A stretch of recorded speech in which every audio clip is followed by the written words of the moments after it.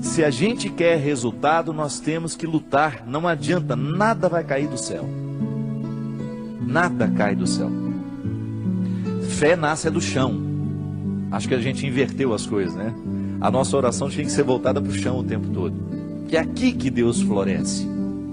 Deus é igual semente, floresce no chão. Essa metáfora de que Deus está no céu, isso é bonito. Mas é aqui, ó, é pisando nesse chão que a vida acontece. A força que Deus me dá, a força que Deus lhe dá, é para que a gente consiga plantar o jardim. Ninguém prometeu que nossa vida seria um jardim de flores, mas Deus prometeu a força para a gente plantar. Eu estou aqui, graças a Deus, cheio de saúde, tenho o meu esforço nessa história, tem, mas é dom de Deus em mim, eu faço a minha força. Quer passar no vestibular? Estuda. Não tem essa história, ô padre, reza para mim. Não vou rezar não. Se você não estudar, minha oração não serve para nada neste momento. Se você não estudar, você não adianta ficar sentado, ajoelhado diante do Santíssimo, com o livro na cabeça. Ô Senhor, me ajuda a passar no vestibular. Faça primeiro a sua tarefa, depois você tem o direito de esperar pelo dom. É aquilo que a gente fala, sempre. Nós só temos o direito de esperar pelo impossível, depois que fizermos tudo o que nos foi possível. Agora tem um outro detalhe. Ela está dizendo aqui, padre, tudo é muito difícil. Pode ser que você esteja prestando atenção demais no que é difícil. Aí tudo fica mais difícil ainda. Gente, a vida sempre será determinada a partir do que a gente presta atenção. Se você tem diante de você um problema, você tem duas possibilidades. Ou você enxerga o problema, ou você já enxerga a solução. Tem gente que só enxerga o problema. Aí dificilmente encontra a solução, porque fixa os olhos no problema e aí não tem olhos para encontrar a solução. E aí depende de como nós interpretamos a vida. Tem gente que adora dificuldade, tem gente que adora problema. E acaba se tornando uma fonte de problemas, porque não está disposto para soluções. Tem gente que não sabe viver sem um problema. No meu livro que eu vou lançar tem uma personagem interessante, que ela é ficcionada nas doenças, ela adora ter doença. O sonho da vida dela é ter um plano de saúde. A alegria dela é receber um exame em que ela está precária. A alegria dela é contar as doenças, a dor de cabeça que não passa, é a pedra na vesícula. Tem gente que gosta disso, tem gente que presta atenção só no que é ruim. Mas não pode ser assim, minha gente. Esse espírito pessimista só nos faz ver o lado negativo das coisas. Pelo amor de Deus. Você tem que ser um pouco mais otimista. Você precisa prestar atenção um pouco mais nas coisas que são boas. Outro dia eu recebi um e-mail muito interessante. Dizem que tinham duas crianças brincando no gelo e de repente o lugar em que uma delas estava quebrou e ela caiu e ficou presa ali dentro. E a outra criança, num ímpeto de salvar aquela outra que estava ali dentro, quase morrendo já congelada, retirou o seu patins e começou a quebrar aquela outra parte lateral para que desse espaço para retirar o amiguinho que estava ali dentro. E com muito esforço aquela criança conseguiu, milagrosamente, ela buscou uma força tão grande dentro dela, que ela conseguiu, mesmo não tendo força o suficiente para isso, ela conseguiu quebrar aquele gelo com o patins. E quando chegou o adulto, né, que viu a situação, não acreditou. E foram chegando outras pessoas, até que uma delas falou assim, como é que esse menino conseguiu quebrar esse gelo e retirar a outra criança que estava aí dentro? Aí o outro falou assim, é porque nenhum de nós estávamos aqui para dizer que ele não conseguia.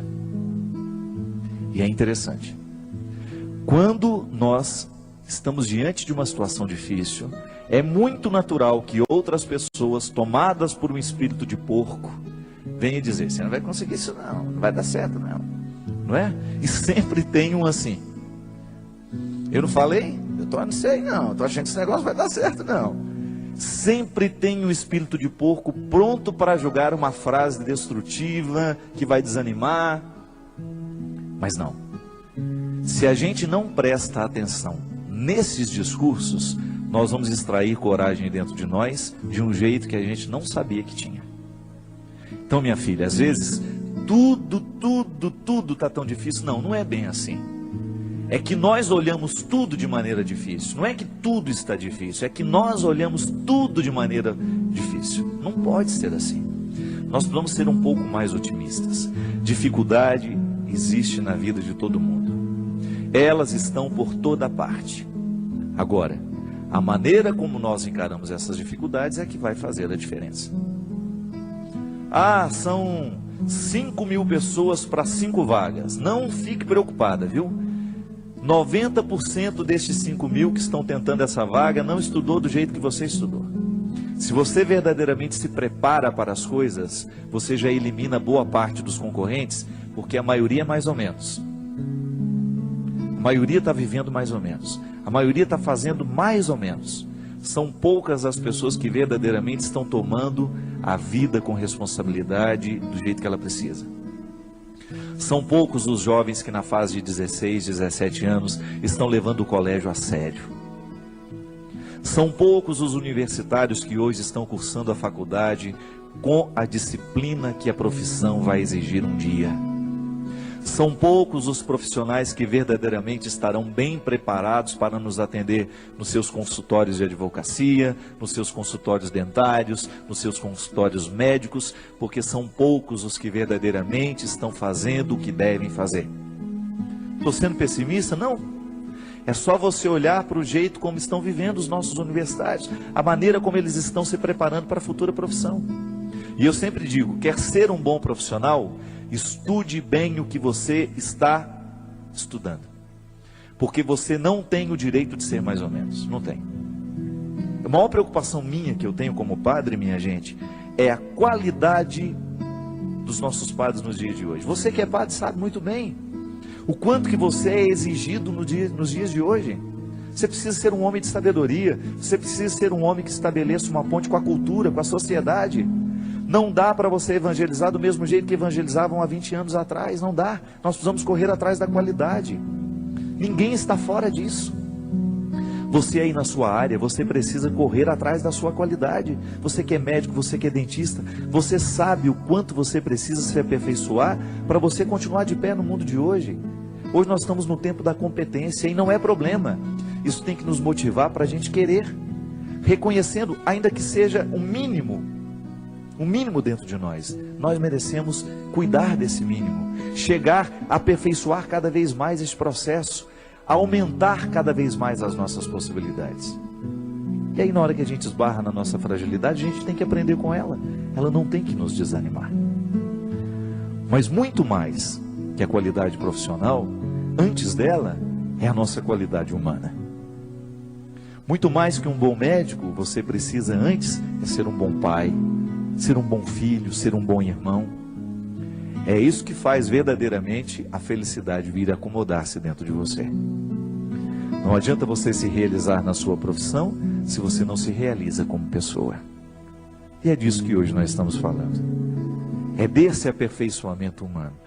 E na faculdade da vida a gente aprende o tempo todo. Não tem nenhum professor a nos ensinar a ser pai, a nos ensinar a ser irmão, não. É olhando nos olhos de quem a gente ama que a gente vai descobrir a medida certa, o aprendizado de cada dia, para que a gente possa ser um ser humano melhor no mundo de hoje. Chega de gente ruim, chega de gente incompetente como pessoa, chega de assassinos, chega de ladrões, chega de mentirosos.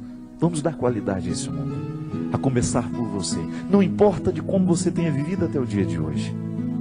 A palavra de Deus para nós é sempre otimista. Deus continua vendo valores em você. Deus continua acreditando que o seu coração pode ser melhor. Deus continua acreditando que aí, neste coração muitas vezes marcado pelos fracassos, existe uma vitória a que você pode chegar. Basta você não desistir.